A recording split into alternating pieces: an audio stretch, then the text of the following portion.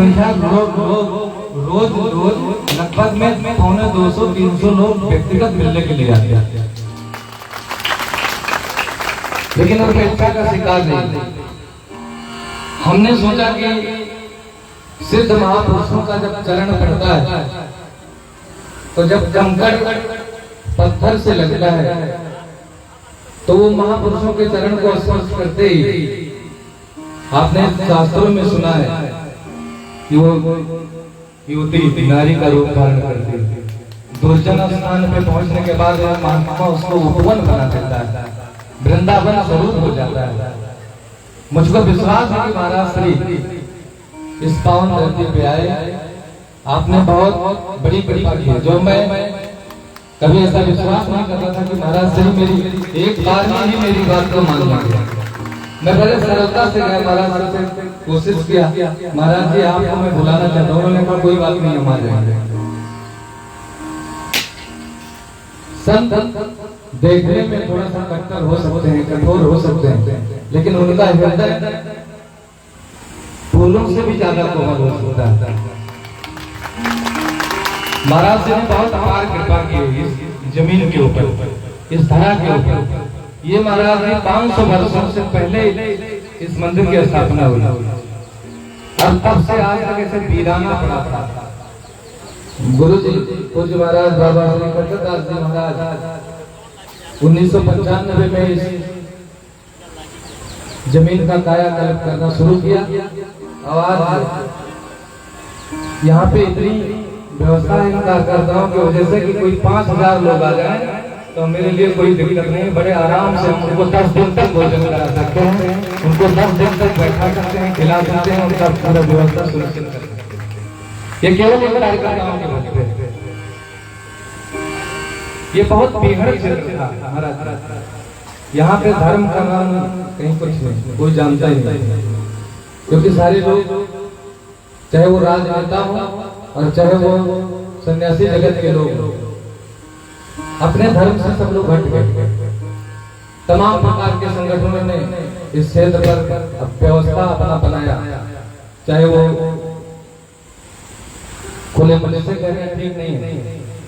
दूसरे धर्म के लोग आकर के अपनी सनातन संस्कृति पर विश्वासघात करके और बहुत अच्छी पैठ बने, लेकिन आज वो सब खत्म हो गया, सब एक तरफ से रामा हो गया। महाराज जी आपसे इतना ही आग्रह करेंगे कि मैं जब तक इस पीठ पे हूँ तब तक आप प्रत्येक वर्ष को दर्शन देते रहिएगा, अपनी अनुग्रह बनाए रखिएगा। हमको किसी चीज की जरूरत नहीं है। पूरी धरा अगर साथ दे तो कुछ और बात, पूरी धरा अगर साथ दे तो कुछ और बात, और तू जरा भी साथ दे तो कुछ और बात। वैसे चलने को तो एक पांव से भी चलते हैं लोग, वैसे चलने को एक पांव से भी चलते हैं लोग, अगर दूसरा भी साथ दे तो कुछ और बात। महाराज जी आपकी कृपा हुई, बहुत अनुग्रहित हुई। हमको लगा कि सन्यासी जीवन में आने के बाद में ऐसा फल आया है मेरे लिए। मैं इतने बड़े महात्मा को, इतने बड़े सिद्ध पुरुष को इस जमीन पे केवल एक जबान में, एक शब्द में उन्होंने मेरा स्वीकार किया। मैं बहुत सौभाग्यशाली हूं। तेरे घर पे आने से पहले मैं बड़ा कमजोर होता हूं, पर तेरी दहलीज को छू लेते ही कुछ और होता हूं। महाराज जी आपने कृपा की, मैं ज्यादा कुछ नहीं कहूंगा। आपसे निवेदन है कि आप प्रत्येक वर्ष मैं जब भी आपको हृदय से पुकारूं तो आप इस पावन धरा पे इन भक्तों को दर्शन देने के लिए जरूर बुलाएंगे। ऐसी आशा और विश्वास के साथ मैं अपनी बारी को विराम देता हूं।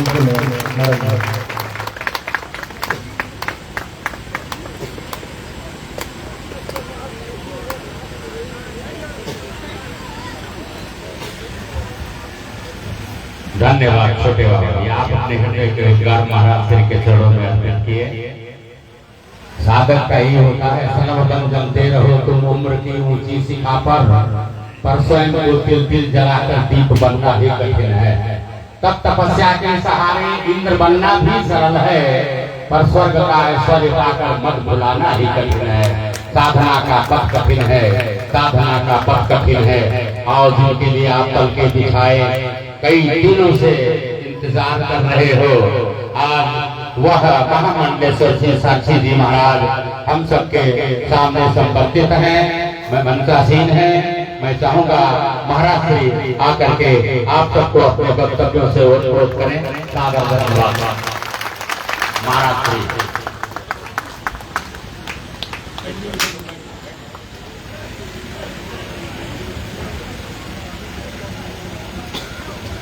ओम सहनावतु सहनौ भुनक्तु सह वीर्यं करवावहि तेजस्विनावधीतमस्तु मा विद्विषावहि। ओम शांति शांति शांति। सर्वप्रथम इस परम सिद्ध पीठ जहां आने का मुझे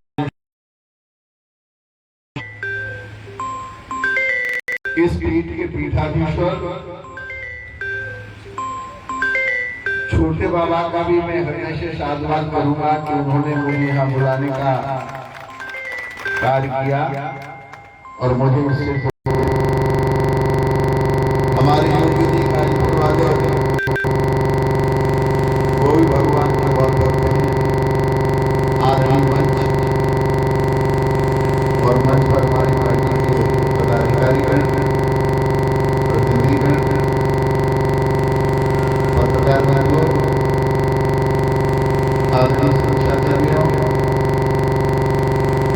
और सभा मंडप में बैठे भाई और बहनों, नवे होने वाली और बच्चियों, शिया राम और संजय गांधी एवं प्रणाम लोग पानी में सबका वंदन करता हूं। मेरे गृह जनपद के पास में जनपद में रहने वाले हमारे श्री समरेंद्र और हमारे श्री स्वामी पुरुषोत्तमाचार्य जी हैं। उन्होंने कभी आग्रह किया था कि आपको पोखरा मंदिर जाना है।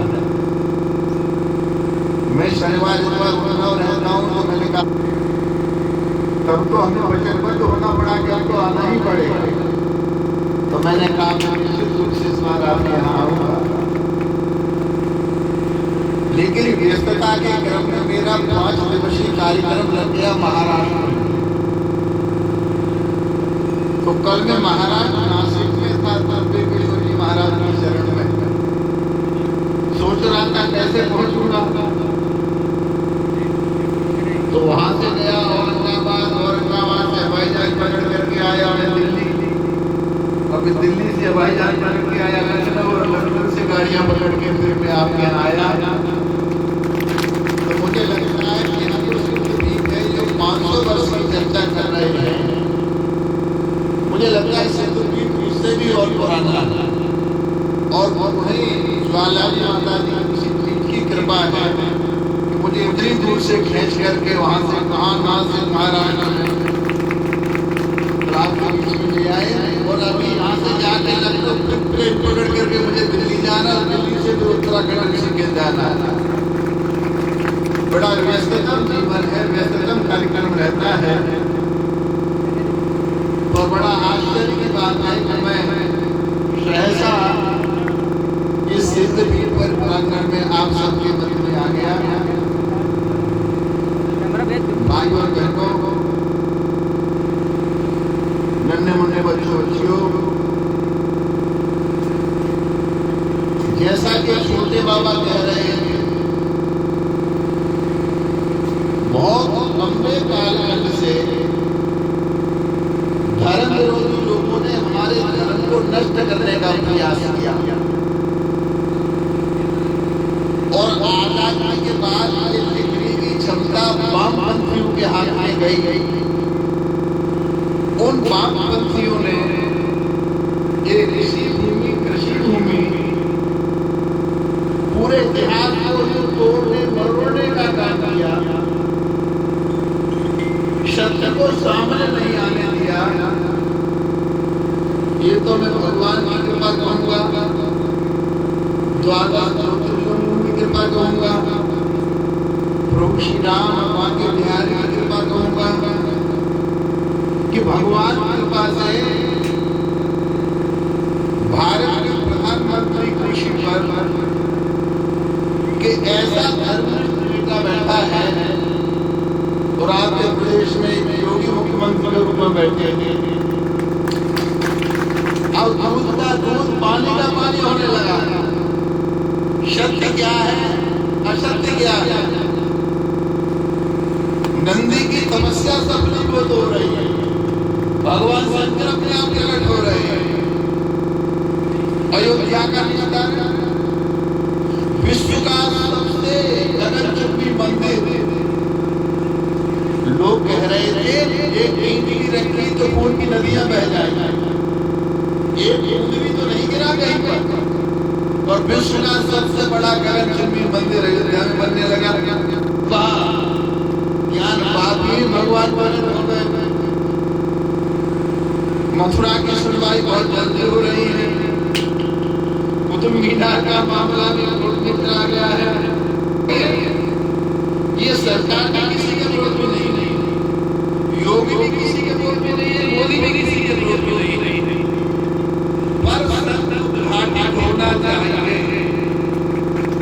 ये लड़ाई हिंदू और मुसलमान की तो कतई है ही नहीं। अगर ऐसी कोई बात कहता है तो मार अगर ये लड़ाई है आक्रांताओं और देश के लोगों की लड़ाई है।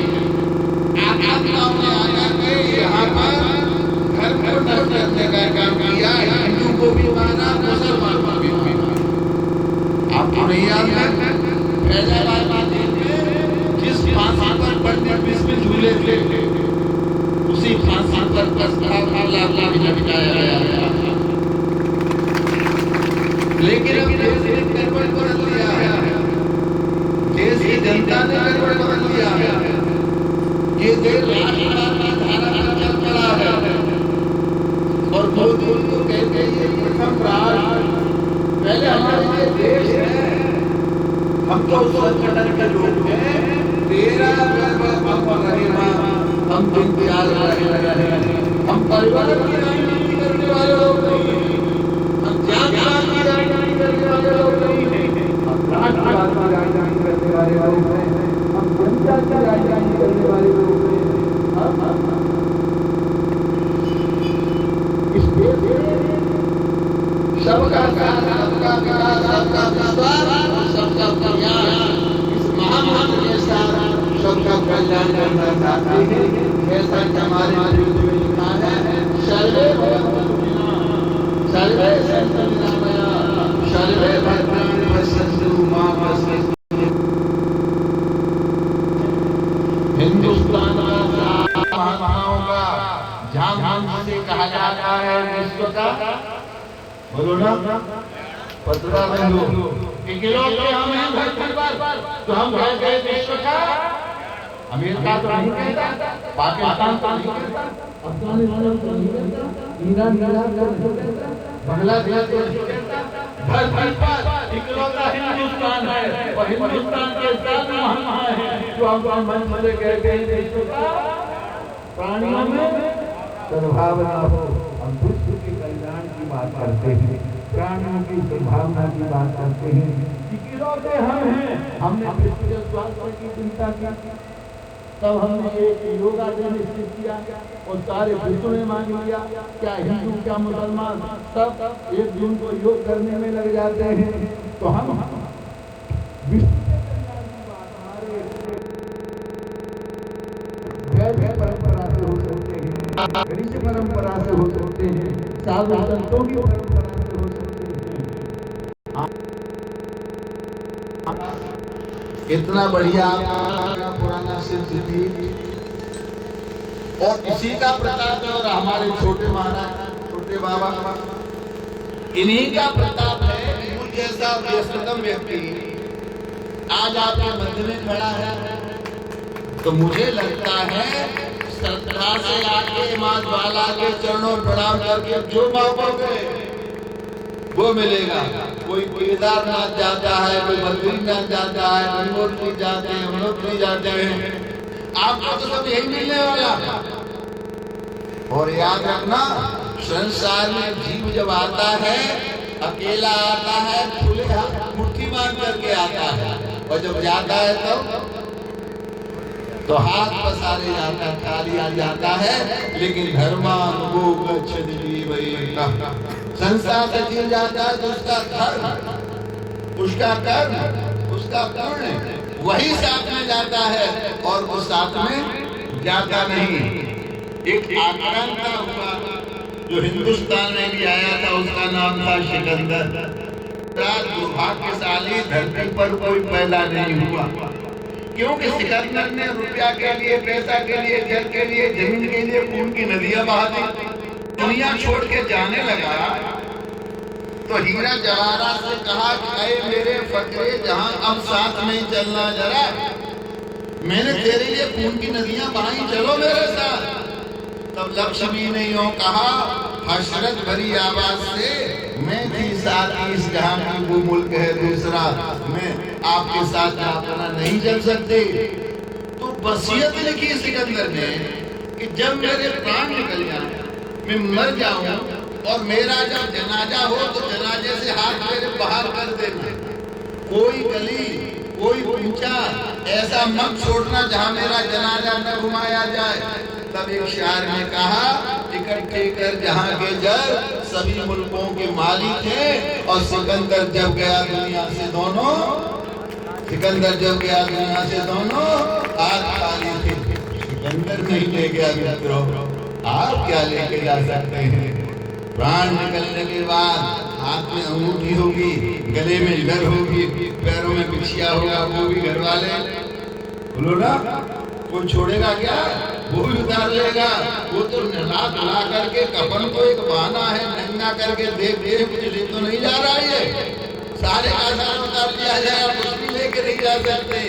लेकिन यहाँ बैठ के जो पूजा करोगे, यहाँ जो भंडारे में आपने भाग लिया है, ये किसी के छीनी से छीनने वाला नहीं है, इसकी जड़ पाताल तक होने वाली है, और ये अपने आपके साथ सदा जाने वाला है।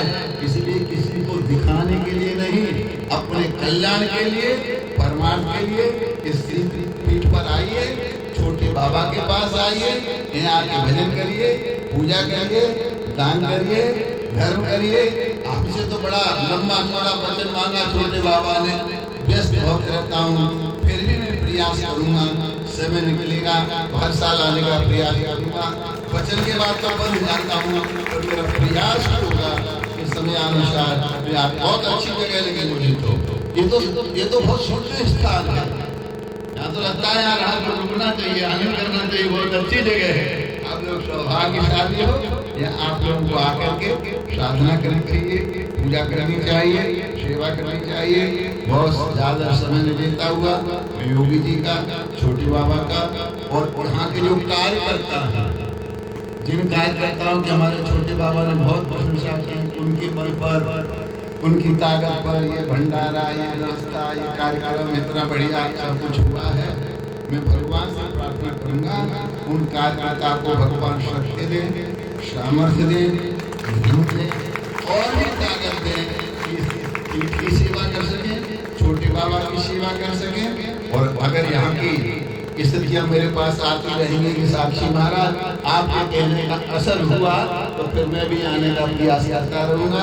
आप सबके लिए शुभकामना करेंगे, बच्चों को प्रणाम दूंगा। एक बार जयकारा लगाएंगे, भारत माता की, भारत माता की, वंदे वंदे।